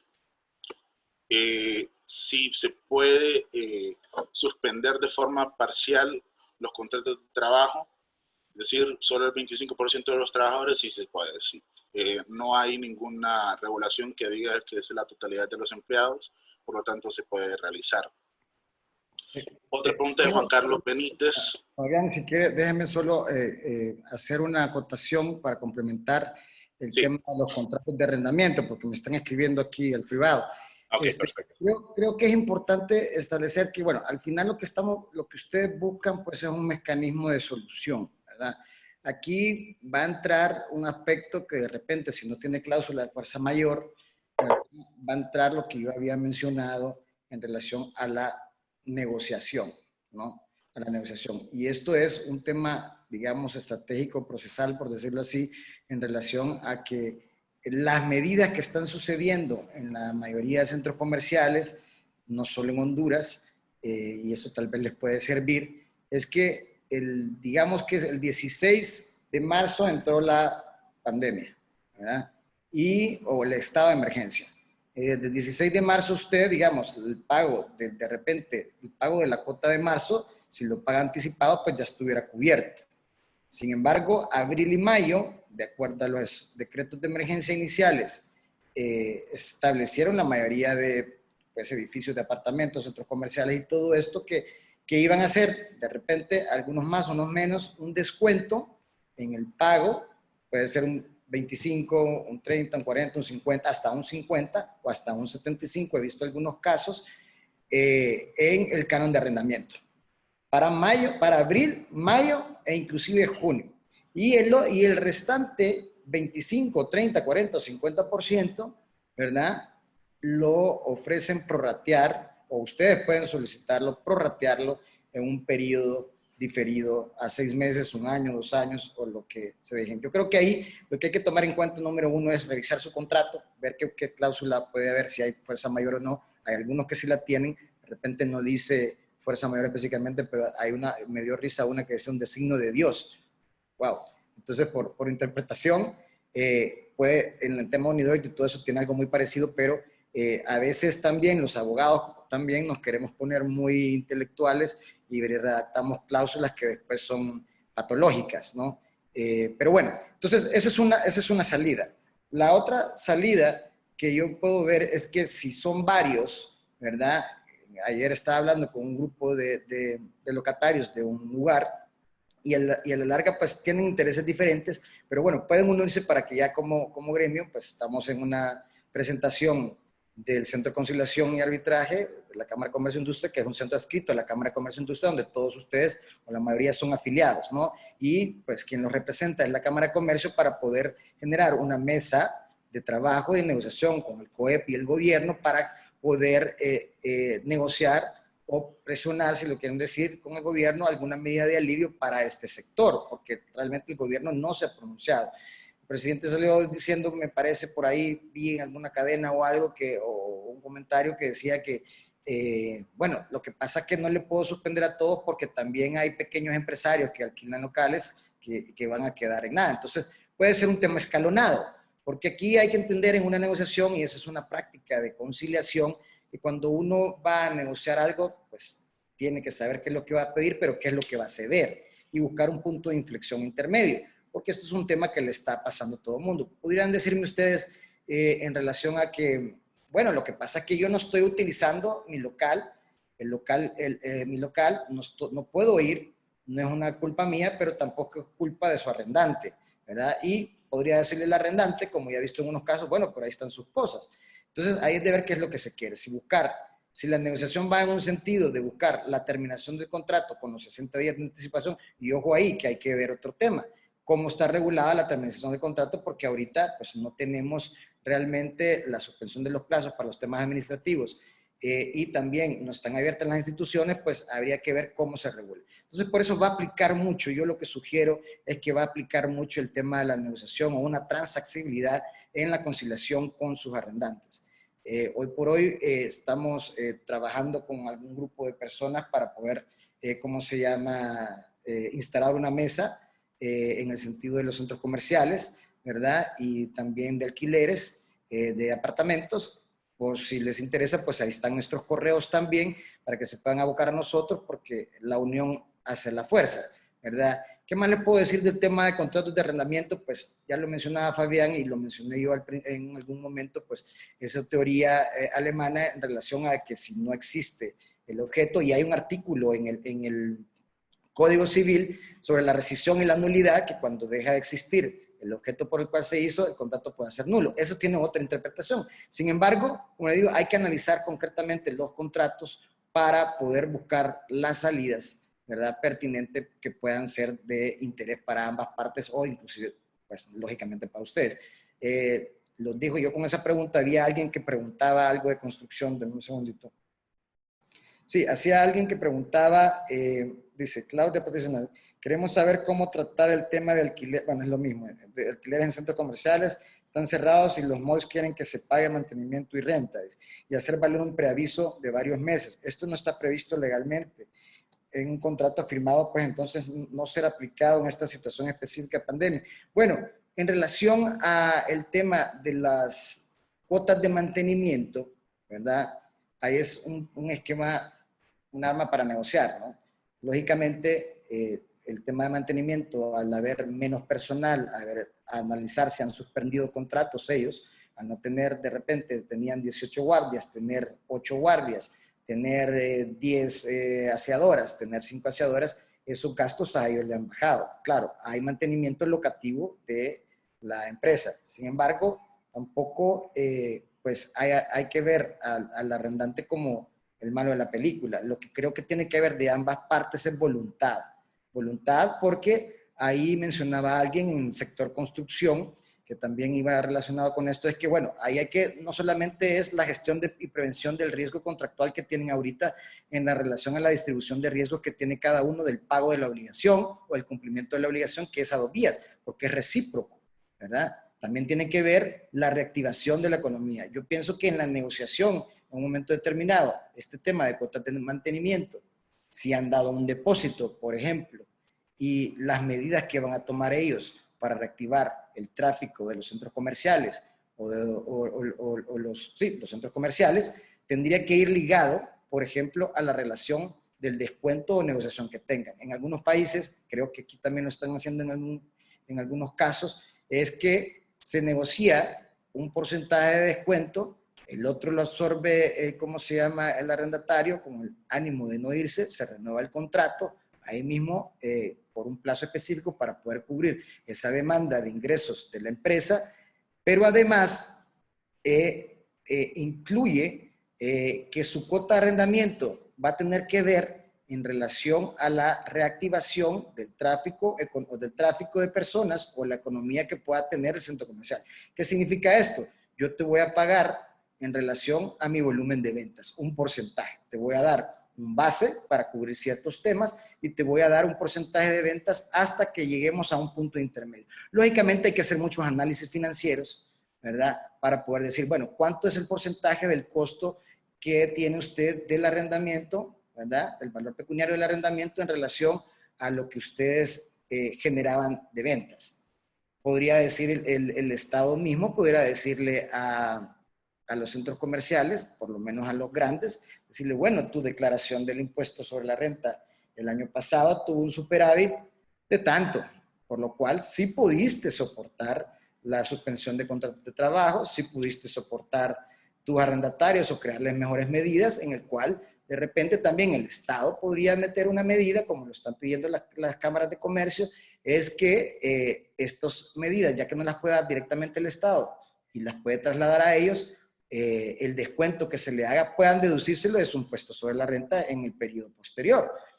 Pudieran decir los empresarios, miren, sencillamente tenemos clientes y decir, bueno, pero si yo en este año, por ejemplo, había unos clientes con los que estaba hablando ayer que uno tenía una tienda de maletas, dice, yo, ¿qué voy a estar vendiendo maletas? Ahorita nadie va a viajar, todo está cerrado y yo mejor voy a terminar contrato.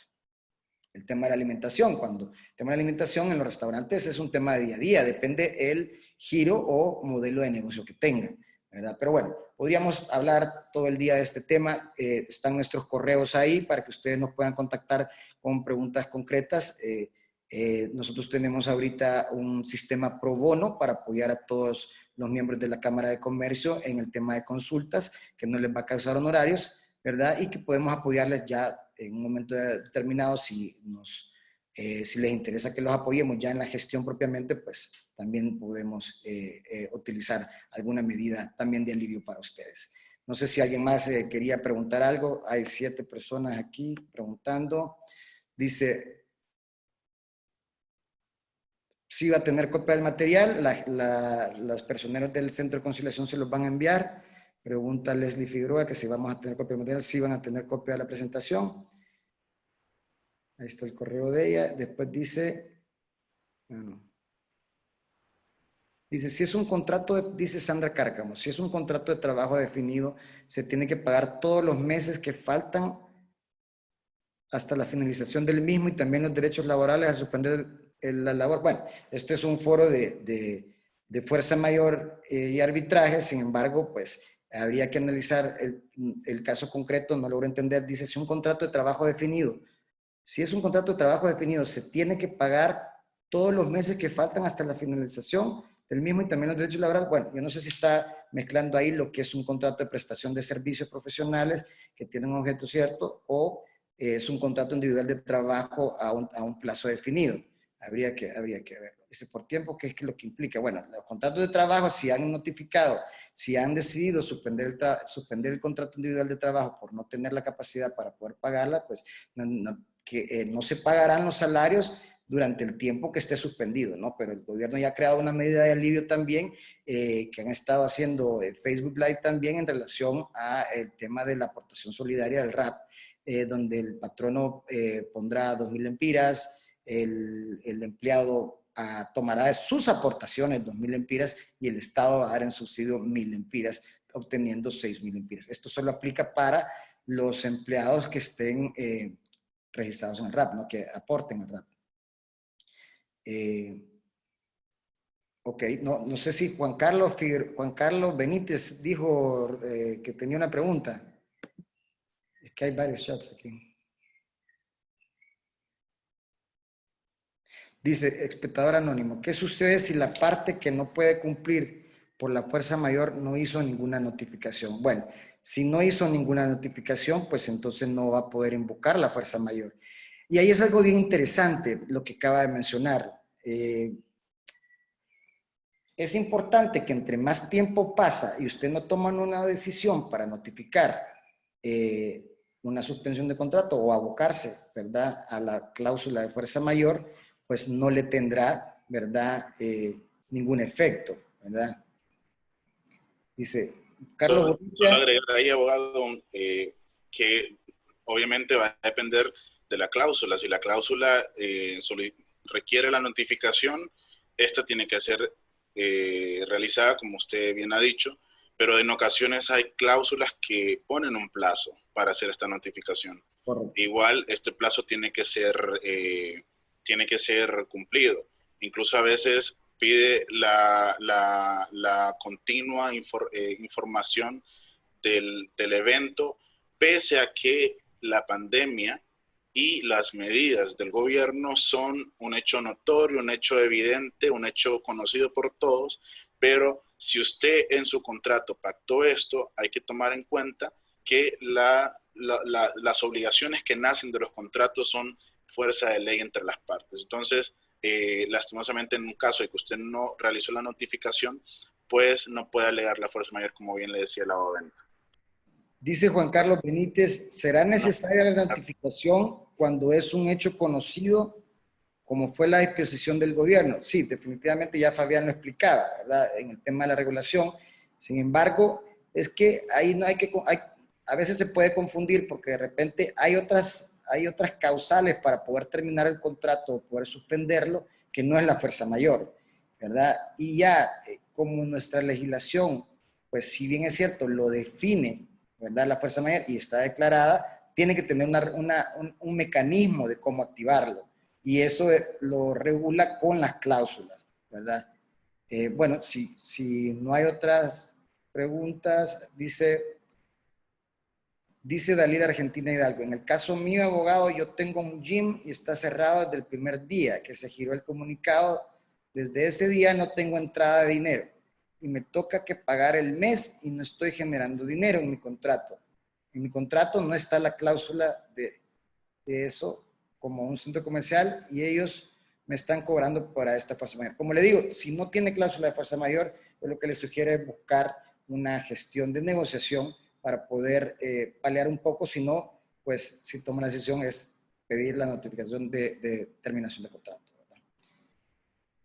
Bueno, vamos a cerrar entonces por ahora. Agradecemos su presencia. Vamos a estar en contacto, ahí están nuestros correos. Creo que puede haber una segunda edición también para poder desarrollar un poco más conforme a las medidas que vaya sacando el gobierno. Vamos a estar en contacto con la Cámara para poder hacerlo y sin más que agregar, pues muchas gracias por su atención. Muchas gracias por su atención. Ha sido un placer estar con ustedes en este día. Muchas gracias. Agradecemos a la firma legal Lexicor Honduras, a través de los panelistas, abogado Benito Zelaya, abogado Fabián Villeda, por el desarrollo de tan importante tema que en este día se ha abordado, y así también a cada uno de los participantes que nos han acompañado a través de las plataformas virtuales institucionales de CCIT. Tengan todos muy buenas tardes.